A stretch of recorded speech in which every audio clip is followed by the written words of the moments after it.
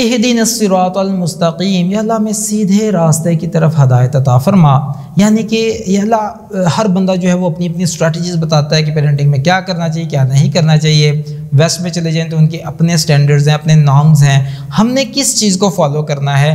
آج یہ فیصلہ کر کے اللہ تعالیٰ سے مدد مانگے اور اللہ تعالیٰ سے ہدایت کے طلبگار ہوں۔ اسلام ہمیں یہ سکھاتا ہے کہ ہم آج یہ فیصلہ کریں کہ ہم بچے کو کن لائنز میں کامیاب دیکھنا چاہتے ہیں، آیا کہ صرف دنیا میں ہی یا صرف آخرت میں ہی۔ ہمیں یہ فیصلہ کرنا ہے کہ اہدنا الصراط المستقیم، یا اللہ میں سیدھا راستہ دکھا۔ اور سیدھا راستہ کیا ہے؟ اللہ تعالیٰ نے قرآن پاک میں جو چیزیں ہمارے سامنے واضح فرمائی ہیں، رسول اللہ صلی اللہ علیہ وآلہ وسلم کی حیات مبارکہ کے ذریعے سے جو چیزیں ہم پر واضح ہوتی ہے وہ ہے کہ ہم نے تیار کرنا ہے بچوں کو دنیا اور آخرت دونوں میں کامیابی کے لیے۔ کیونکہ ایک دعا جو رسول اللہ صلی اللہ علیہ وآلہ وسلم سب سے زیادہ مانگا کرتے تھے، اللہم ربنا آتنا فی الدنیا حسنۃ وفی الآخرۃ حسنۃ وقنا عذاب النار، یا اللہ ہمیں دنیا میں بھی بھلائیاں عطا فرما، یا اللہ ہمیں آخرت میں بھی بھلائیاں عطا فرما اور ہمیں آگ کے عذاب سے بچا لے۔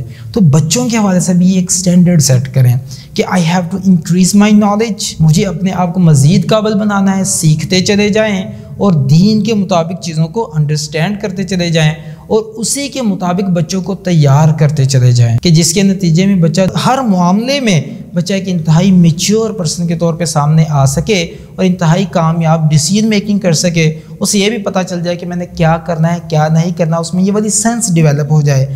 تو اس کے لیے بچہ دنیا اور آخرت دونوں میں کامیابی کے راستے پر گامزن ہو سکے۔ تو اس کے لیے آپ کیا کریں؟ یا اللہ میں آپ ہی سے ہدایت کا طلبگار ہوں۔ جب اللہ تعالیٰ کی مدد ساتھ آ جائے گی تو میں نے جیسے کہ عرض کیا، پھر انشاءاللہ سارے معاملات جو ہیں وہ ایزی ہوتے چلے جائیں گے، بچہ بھی کامیاب، ہم خود بھی کامیاب، انشاءاللہ دنیا اور آخرت میں بہترین کامیابی جو ہے ہمارا مقدر بنے گی، ہمارے بچوں کا بھی مقدر بنے گی انشاءاللہ۔